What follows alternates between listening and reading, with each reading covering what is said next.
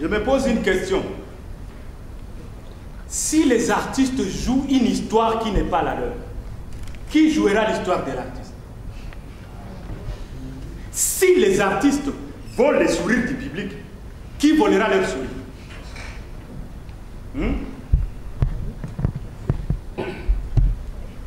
Quel jour cet artiste incarnera son propre personnage face à sa propre vie, face à ses propres réalités?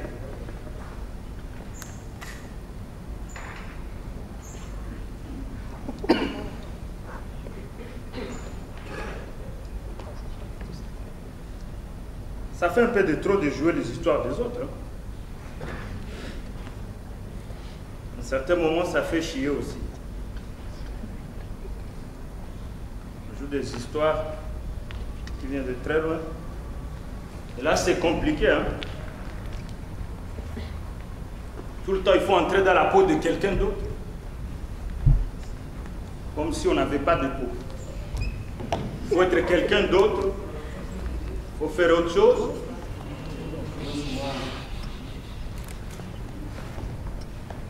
Et moi, je trouve que ça, c'est pas bien.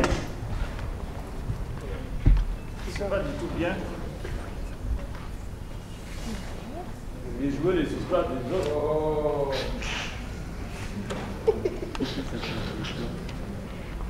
On a marre de jouer les histoires des autres.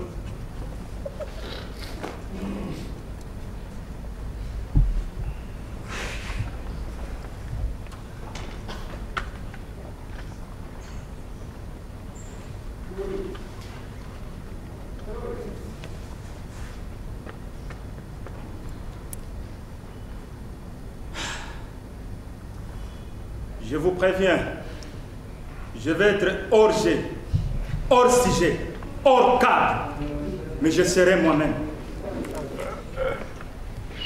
Ce soir, j'écris et j'écris pour les artistes.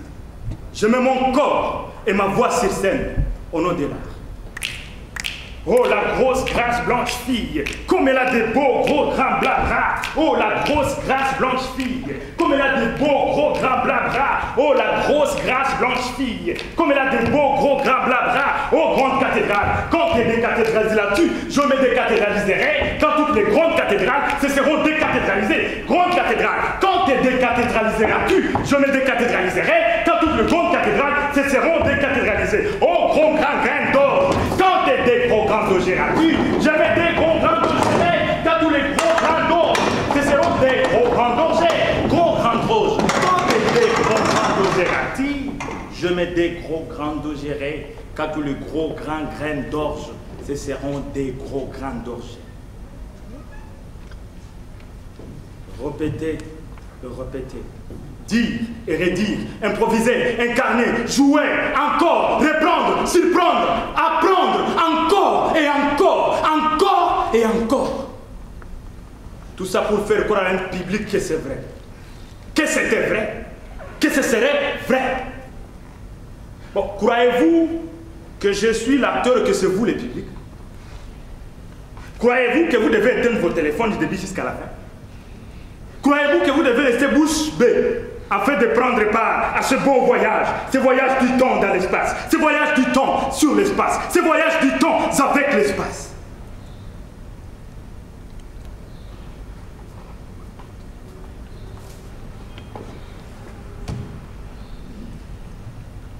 Tout le monde sait que je parle seul. J'écris dans ma tête, je joue avec mon corps. Je fais convaincre à mon corps que ma tête a raison. Qu'un bon comédien doit apprendre à changer ses états d'âme quand et comme il le veut. Mais des questions me turlupinent. Faut-il comprendre pour jouer ou jouer pour comprendre? Quelle est la distance de la pensée à la parole et de la parole à l'action? J'aimerais être dans la peau de Sony. J'aimerais être dans la mise en scène de Maître Mwambaye.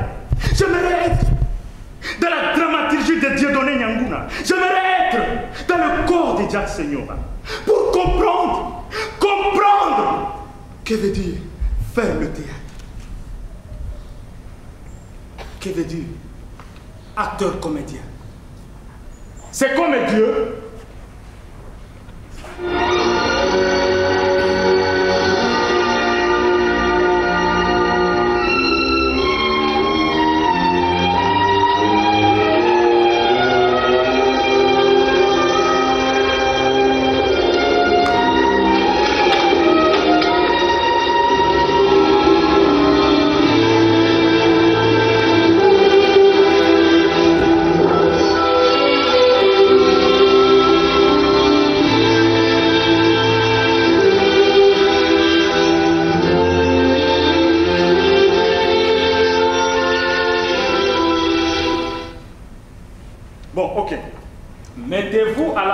face d'un dramaturge. D'accord? Bon, il vomit des mots, il crache des répliques et des tirades. Il conçoit ainsi la matière première de l'œuvre théâtrale. Puis vient celui qui se fait la peine, de faire jouer ce qui a été écrit. C'est lui qui donne la voix et l'action aux écrits, le metteur en scène. À sa casquette du metteur en scène, il est le seul et l'unique monteur sur scène. Ce métier à vouloir être partout et nulle part, maître de tout et de rien. La direction de l'acteur, quoi. Et les acteurs aussi, à leur tour, qui doivent entrer dans la peau de quelqu'un d'autre, avec ces si magiques sur leur conscience. Si c'était moi, si et seulement si c'était moi, comment ferais-je? Comment dirais-je? Comment réagirais-je? Ces acteurs qui ne croient pas forcément en ce qu'ils jouent, mais qui font croire ce qu'ils jouent. Cette passion. Et puis, y compris sous la grande équipe qui vient devant et derrière les rideaux. Et puis, en dernière position, vient la personne la plus noble. Au regard critique, angélique et diabolique. Celui qui aime, qui partage, qui vit, qui déteste, qui critique. Messieurs le public.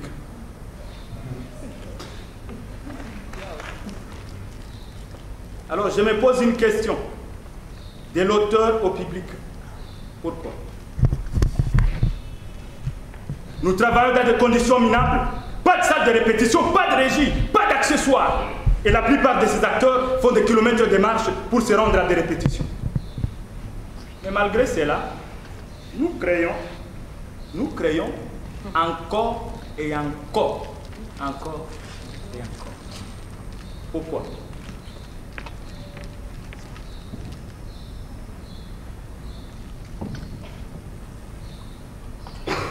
Les efforts de ces artistes, vous les multipliez par combien?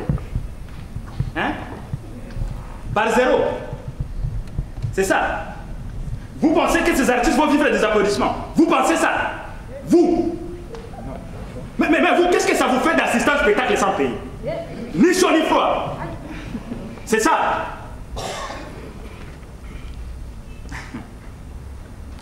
Un jour, après un spectacle, nous avions salué le public pour les remercier de leur participation active. Et 2 spectateurs m'ont suivi dans les coulisses en me disant: mon frère, tu as le théâtre dans le sang. Tu es la preuve que le théâtre existe. Tu dois être l'enfant de Molière, hein? Si pas son enfant adoptif, quelque chose comme ça. Et ils ont ajouté: tu iras loin. Putain, j'irai loin. Putain, peut-être que je suis loin. Loin, c'est où, cher public? Loin, c'est où? Tu iras loin. Que doit faire un artiste pour aller loin? Que doit faire un artiste pour aller loin? Loin, c'est quand on va en Europe et on crache sur son visa et on prend fuite, c'est ça? Loin, c'est quand on a une femme blanche, c'est ça? Loin, c'est quand on cite le nom de tel ou tel autre dans un spectacle qu'on finit entre les barreaux, c'est ça? Loin, c'est où, cher public? S'il est écrit qu'un cordonnier doit s'occuper de ses chaussures et qu'un peintre doit s'occuper de ses pinceaux et qu'un tailleur doit s'occuper de ses maîtres riba, un artiste doit jouer le rôle de tout le monde. Point final. Cet artiste qui n'a jamais eu de congé, pas même des jours fériés, pas même des vacances artistiques. Quelle est sa contrepartie? Ah, ok. Certains diront que c'est le rôle du gouvernement. Allons-y. Moi, j'adore parler politique. Hein. Nos politiciens sont des comédiens qui n'ont jamais existé. Dans un spectacle d'un ami danseur, nous avions reçu les autorités et c'était ça. Mesdames et messieurs, sous vos applaudissements, nous allons accueillir dans la salle le ministre et les coordonnateurs de la division de la culture et des arts. Nous signalons qu'il est aussi le ministre de l'Environnement, Tourisme, Sport et Loisirs. Sous vos applaudissements, mesdames et messieurs, accueillons le ministre. Mesdames et messieurs.